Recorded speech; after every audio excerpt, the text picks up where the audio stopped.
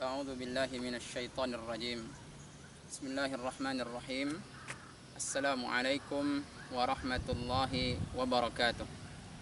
الحمد لله رب العالمين، والصلاة والسلام على أشرف الأنبياء والمرسلين وعلى آله وأصحابه أجمعين.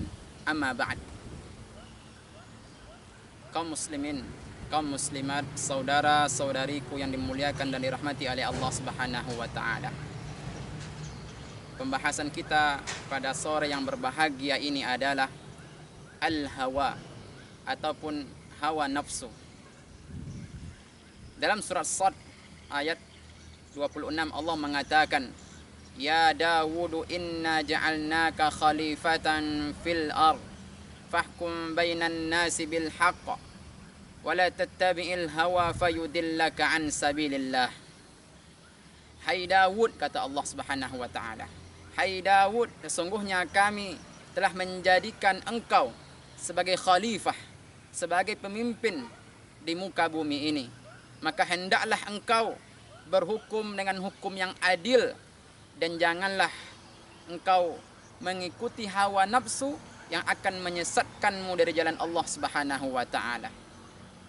Ayat ini merupakan bentuk peringatan dari Allah Subhanahu wa taala bahwa agar kita berhati-hati dengan yang namanya hawa nafsu. Agar kita senantiasa bisa mengendalikan hawa nafsu kepada jalan yang diridhoi oleh Allah Subhanahu wa taala. Ini merupakan bentuk warning dari Allah Subhanahu wa taala agar kita jangan sampai tertipu dengan yang namanya hawa nafsu. Dalam ayat yang lain Allah mengatakan, "Ya ahlal kitab la taghlu fi dinikum ghairal haqq wa la tattabi'u ahwa'a qaumin qad dhallu min qabl wa adallu katsira wa dhallu an sawa'is sabil." Yang artinya, hai ahlul kitab, kata Allah, janganlah kalian itu berlebih-lebihan di dalam agama dengan cara tidak benar dalam beragama, dan janganlah kalian mengikuti hawa nafsu kaum-kaum kalian yang telah tersesat sebelum kalian, yang telah menyesatkan banyak orang dan tersesat dari jalan yang benar. Jamaah yang dimuliakan oleh Allah Subhanahu wa taala, ini merupakan dua ayat yang merupakan bentuk warning dan peringatan dari Allah Subhanahu wa taala bahwa semenjak ratusan tahun yang lampau, Nabi Dawud merupakan nabi yang datang sebelum Nabi Muhammad sallallahu alaihi wasallam. Ahlul kitab, orang Yahudi dan Nasrani, merupakan kaum-kaum terdahulu. Allah sudah ingatkan untuk jangan sampai tertipu dengan yang namanya hawa nafsu. Dan ini juga berlaku bagi kita umat Nabi Muhammad sallallahu alaihi wasallam, agar kita berhati-hati dengan yang namanya hawa nafsu. Jangan sampai kita mengikuti, menuruti hawa nafsu kita. Jangan sampai kita kalah oleh hawa nafsu kita. Jamaah yang dimuliakan oleh Allah Subhanahu wa taala, di antara bentuk kebesaran Allah Subhanahu wa taala bahwa Allah menciptakan kita sebagai manusia, bahwa Allah melengkapi penciptaan kita dengan adanya hawa nafsu. Allah membekali diri ini dengan adanya hawa nafsu.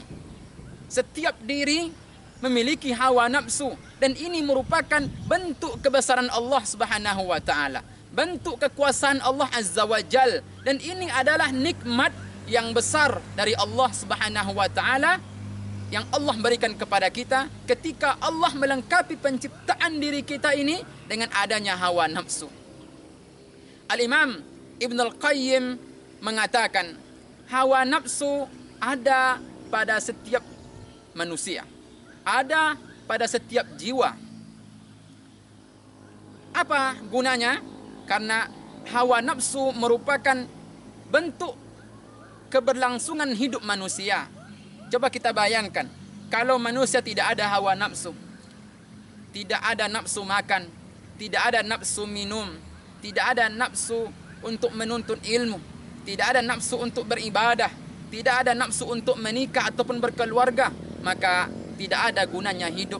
Maka punahlah manusia itu. Karena hawa nafsu merupakan mobilitas hawa nafsu merupakan penggerak motor yang akan menggerakkan kemana yang dituju. Makanya saya ulangi sekali lagi, hawa nafsu merupakan bentuk kekuasaan Allah Subhanahu wa taala yang Allah berikan kepada kita. Apa itu hawa nafsu? Apa pengertian hawa nafsu? Imam Ibnul Qayyim Al-Jauzi mengatakan, al-hawa huwa mailut tab'i ila ma yulaimuhu. Hawa nafsu adalah kecondongan diri, kecondongan jiwa kepada apa yang dia sukai. Ketika kita melakukan sesuatu, ketika kita condong kepada sesuatu, maka itulah hawa nafsu. Karena hawa nafsu kecondongan jiwa, kecondongan diri kita kepada apa yang kita inginkan.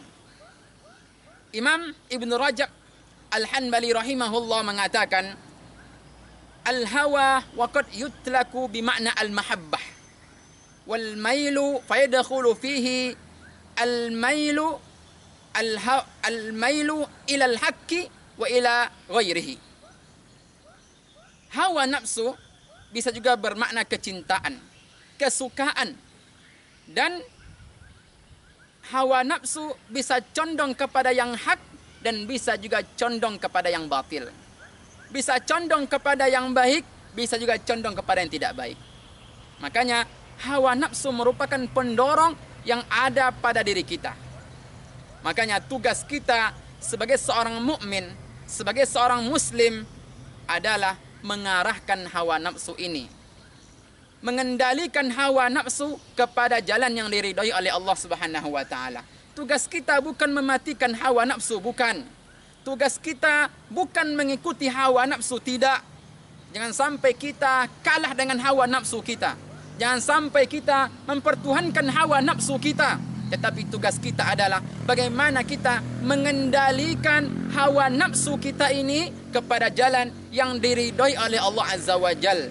Mengendalikan, mengarahkan hawa nafsu kepada syariat Allah Subhanahu wa taala, kepada perkara yang diinginkan dan dicintai oleh Allah Subhanahu wa taala. Itu tugas kita. Jamaah yang dimuliakan oleh Allah Azza wa Jal. Di dalam Al-Qur'an di banyak ayat bahwa ketika berbicara hawa nafsu, maka yang ada adalah tercelah. Makanya beberapa ayat akan saya bacakan bahwa ayat ini menceritakan tentang celaan Allah kepada orang-orang yang mengikuti hawa nafsu. Dalam surat Al-Furqan Allah mengatakan, "Ara'aita man ittakhadha ilahahu hawah afa anta takunu alaihi wakila." Terangkan kepadaku tentang orang-orang yang menjadikan hawa nafsunya sebagai Tuhan, maka dapatkah kamu menjadi pemelihara atas mereka? Ayat ini merupakan bentuk celaan Allah kepada orang-orang yang mempertuhankan hawa nafsunya, orang-orang yang menuruti hawa nafsunya. Allah celah orang-orang yang menjadikan hawa nafsunya di urutan pertama. Orang-orang yang bagaimana mengedepankan hawa nafsunya. Ini orang-orang yang memakan harta haram, orang-orang yang berzina, orang-orang yang korupsi, orang-orang yang durhaka kepada orang tua, orang-orang yang mengambil hak orang lain, orang-orang yang menzalimi orang lain. Ini adalah bentuk mempertuhankan hawa nafsu, jamaah.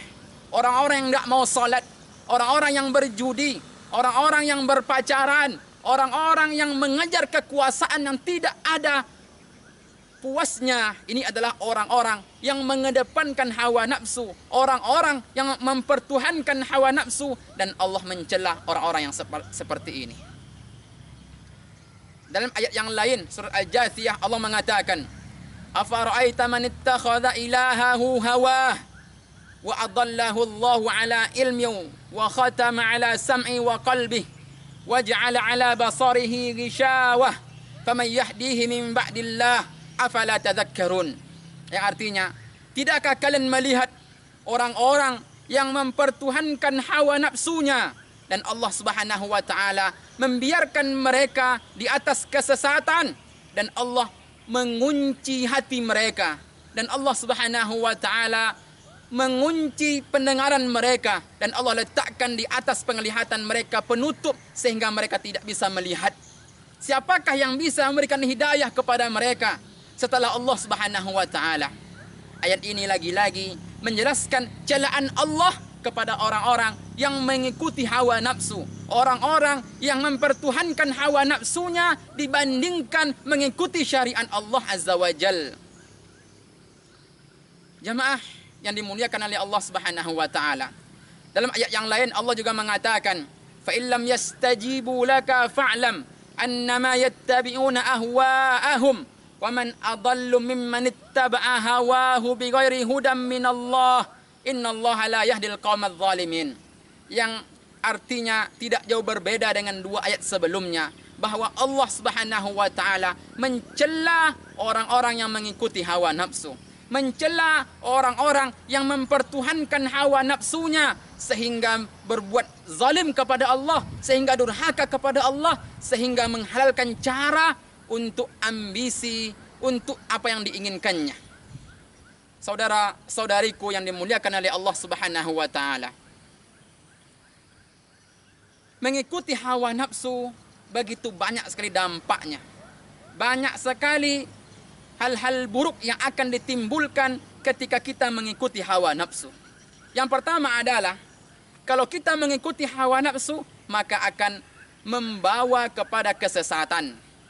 Allah mengatakan dalam surat Al-An'am, "Wa inna katsiran la yudilluna bi ahwa'ihim bighairi ilm." Dan begitu banyak orang-orang yang disesatkan karena hawa nafsunya. Jelas, orang-orang yang mengikuti hawa nafsu, orang-orang yang kalah dengan hawa nafsunya, maka dia akan berada di dalam kesesatan. Maka jangan heran ketika berkumandang hayya 'alas shalah, hayya 'alas shalah, mereka masih sibuk dengan urusan jual beli. Mereka masih sibuk dengan bisnis online dan offline-nya. Mereka masih sibuk dengan perkara dunia. Jangan heran. Kenapa? Karena orang semacam ini sudah kalah dengan hawa nafsu dan mereka berada dalam kesesatan. Mereka tidak menerima hidayah Allah. Mereka tidak mau menjemput hidayah Allah. Mereka menolak yang namanya kebenaran. Inilah orang-orang yang mengikuti hawa nafsu. Mereka akan berada pada jalan yang sesat, akan senantiasa tersesat karena mereka mempertuhankan hawa nafsu. Hati-hati kita ketika kita mengikuti hawa nafsu kita. Bagaimana kita tidak memperhatikan syahwat kita, tidak memperhatikan perut kita, sehingga kita menghalalkan semua cara, dan ini akan membuat kita semakin tersesat dari jalan Allah Subhanahu wa taala. Ini yang pertama.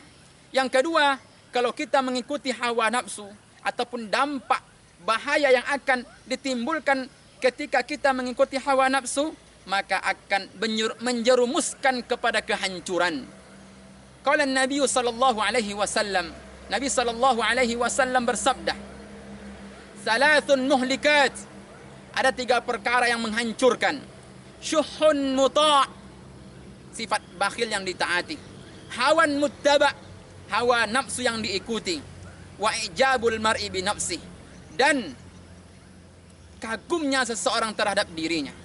Ini ada 3 perkara yang menghancurkan, yang akan membinasakan. Di antara yang membinasakan adalah hawan muttaba', hawa nafsu yang diikuti. Beberapa contoh. Ketika seseorang sudah memiliki usaha yang mapan, sudah bagus usahanya, karena mengikuti hawa nafsu, dia meminjam uang ke bank untuk tambah modal, untuk memperbesar usaha. Ingat, ini adalah riba jamaah. Ini adalah bentuk durhaka kepada Allah. Dan ini adalah bentuk mengikuti hawa nafsu. Tidak puas dengan yang ada.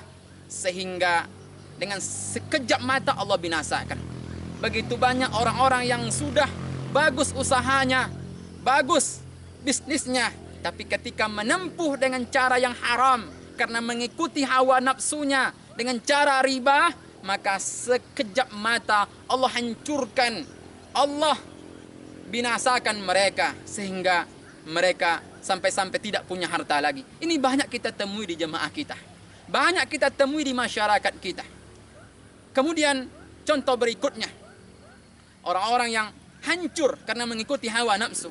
Seorang ayah yang sudah berumah tangga, yang sudah bagus keluarganya, saling menyayangi, saling mencintai karena Allah, memiliki anak, sudah bagus keluarganya, tapi karena mengikuti hawa nafsu, berselingkuh dengan wanita lain, dengan tidak ikatan nikah, maka sekejap saat Allah hancurkan keluarganya. Istrinya susah diatur, istrinya tidak mau samanya, anaknya membangkang. Ini bisa jadi disebabkan karena hawan muttaba, hawa nafsu yang diikuti.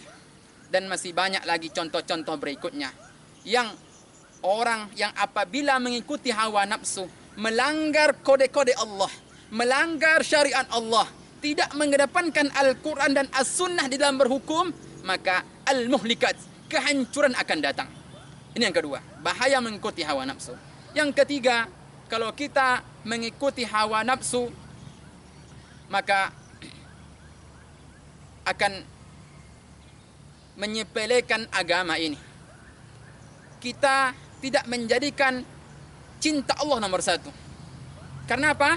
Karena barometer adalah hawa nafsu. Tolak ukur adalah hawa nafsu. Begitu banyak orang-orang yang bagaimana terpenuhi hawa nafsunya, sehingga tidak mengedepankan cinta Allah, tidak mengedepankan agamanya, tidak mengedepankan perkataan Allah, perkataan Rabb-Nya dan perkataan Rasul-Nya, tidak mengedepankan itu. Tapi apa yang dia kedepankan? Hawa nafsu. Karena barometer di dalam menjalani hidup adalah hawa nafsu. Ini bahayanya, akan meninggalkan cinta Allah, akan mengedepankan hawa nafsu ketimbang agamanya, sehingga tidak mengedepankan hukum-hukum agama. Begitu banyak orang-orang yang haus akan kekuasaan, sehingga berbagai cara dilakukan. Bagaimana dia menjadi anggota dewan, menjadi gubernur, menjadi bupati dan lain sebagainya. Cara-cara yang diharamkan ditempuh, padahal ini haram dan ini dibenci oleh Allah Subhanahu wa taala. Mereka tidak peduli. Kenapa? Karena bagi mereka adalah bagaimana terpenuhi hawa nafsu mereka. Ini bahaya kalau mengikuti hawa nafsu. Bahaya berikutnya, hati mereka akan tertutup, penglihatan mereka akan buta, dan pendengaran mereka akan tuli. Wa khatamallahu ala qalbihi wa sam'ihi wa ja'ala ala basarihi ghishawah. Allah tutup penglihatan mereka, Allah butakan penglihatan mereka, Allah tulikan pendengaran mereka, dan Allah tutup hati mereka. Ini bahaya kalau mengikuti hawa nafsu. Orang-orang yang bergeliman dengan dosa, orang-orang yang tidak mau salat berjamaah, orang-orang yang tidak mau mengaji, orang-orang yang tidak mau baca Al-Quran, orang-orang yang tidak mau memakan harta halal, maka akan ditutup pendengaran mereka, akan ditutup penglihatan mereka, akan ditutup hati mereka. Semuanya dibutakan oleh Allah Subhanahu wa taala. Ini bahaya mengikuti hawa nafsu. Kemudian bahaya berikutnya, akan mendatangkan kesusahan dan hati mereka akan sempit. Jelas ketika orang-orang mengikuti hawa nafsu, susah akan datang. Hati mereka akan sempit, jauh dari yang namanya ketenangan. Walaupun mereka mendapatkan apa yang mereka inginkan, tapi tidak ada tenang. Untuk apa kita mendapatkan apa yang kita inginkan berdasarkan hawa nafsu, tapi tidak tenang? Tidak ada gunanya, jemaah. Inilah bahaya-bahaya kalau kita mengikuti hawa nafsu, dan masih banyak lagi bahaya-bahaya yang akan ditimbulkan oleh hawa nafsu kita. Saudara-saudariku yang dimuliakan oleh Allah Subhanahu wa taala. Bagaimana caranya supaya kita terhindar dari hawa nafsu yang jelek? Bagaimana caranya supaya kita bisa mengendalikan hawa nafsu ini? Ada 3 cara supaya hawa nafsu kita bisa kita kendalikan, bisa kita jinakkan, dan bisa kita arahkan kepada jalan yang benar. Yang pertama adalah menanamkan rasa takut di dalam diri kita ini. Khaufun minallah, takut kepada Allah Subhanahu wa taala. Ketika kita ingin mengerjakan sesuatu yang itu bertentangan dengan syariat, yang hanya mengikuti hawa nafsu, langsung kita tanamkan di dalam diri kita ini rasa takut kepada Allah. Iya ya, kalau saya seperti ini Allah marah, Allah murka. Ini neraka tempatnya. Coba seperti itu. Ketika akan berzina, ketika meninggalkan salat, ketika berjudi, mabuk-mabukan, narkoba, pacaran, durhaka kepada orang tua, menzalimi orang lain, mengambil tanah orang lain, menyakiti hati orang lain, mencari kekuasaan dengan cara yang haram, selingkuh dan lain sebagainya. Segera kita tanamkan rasa takut kepada Allah. Ketika ada rasa takut kepada Allah, maka hawa nafsu akan kalah dengan sendirinya. Makanya Allah mengatakan dalam surat An-Nazi'at, wa amma man khafa maqama rabbih wa nahan nafsa 'anil hawa fa innal jannata hiyal ma'wa. Dan orang-orang yang takut kepada Allah dan menahan hawa nafsunya, mengendalikan hawa nafsunya, maka surgalah tempat kembalinya. Ini yang pertama, menanamkan rasa takut kepada Allah. Yang kedua adalah bagaimana kita segera kembali kepada Allah Subhanahu wa taala.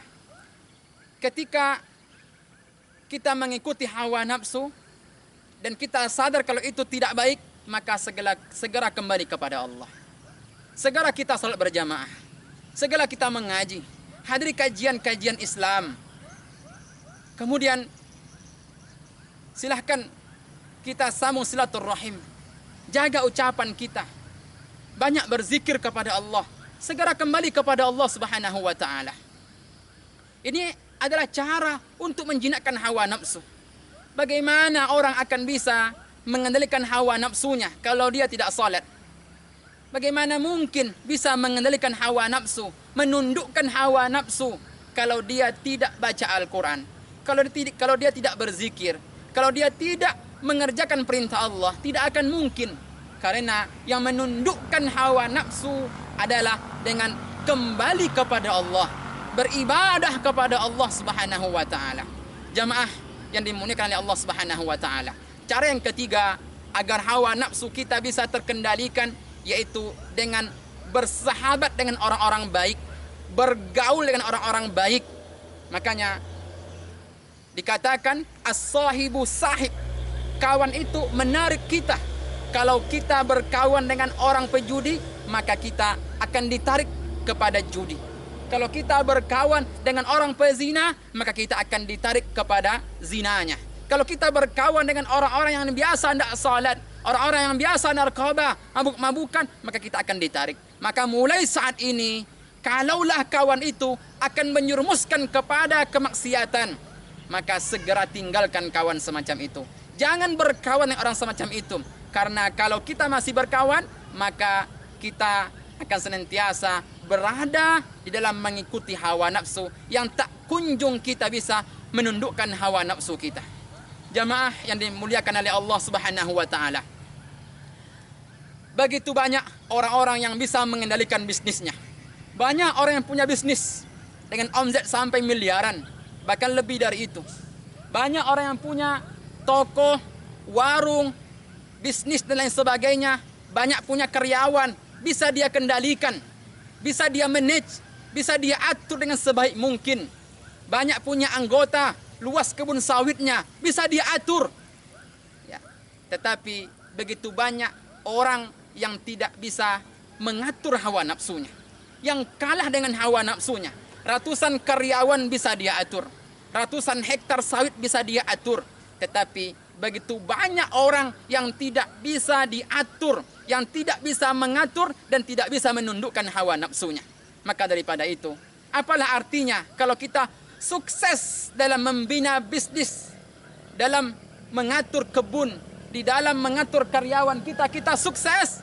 Tidak ada artinya ketika kita kalah di dalam hawa nafsu kita. Ketika kita tidak berkutik, tidak berdaya di hadapan hawa nafsu kita. Ketika hawa nafsu kita di atas kita, maka ini tidak ada gunanya segala kesuksesan yang kita raih di muka bumi ini. Terakhir, mari kita berdoa kepada Allah Subhanahu wa taala. Allahumma inna na'udzubika min munkaratil ahwa wa min munkaratil akhlaq wa min munkaratil a'mal. Allahumma inna na'udzubika min munkaratil ahwa wa min munkaratil akhlaq wa min munkaratil a'mal. Ya Allah, lindungilah kami ya Allah dari kejelekan hawa nafsu ya Allah. Ya Allah, lindungilah kami ya Allah dari kejelekan hawa nafsu ya Allah. Ya Allah, lindungilah kami ya Allah dari kejelekan akhlak kami ya Allah. Ya Allah, lindungilah kami ya Allah dari kejelekan ibadah ataupun amal kami ya Allah. Amin amin ya rabbal alamin. Mudah-mudahan tausiah yang singkat ini menggugah hati kita, menginspirasi kita bagaimana kita menjadi hamba Allah Subhanahu wa taala yang senantiasa bisa mengendalikan hawa nafsu kepada jalan yang diridhai oleh Allah Subhanahu wa taala. Wa sallallahu ala nabiyyina Muhammad wa ala alihi wa sahbihi wa sallim. Wassalamualaikum warahmatullahi wabarakatuh.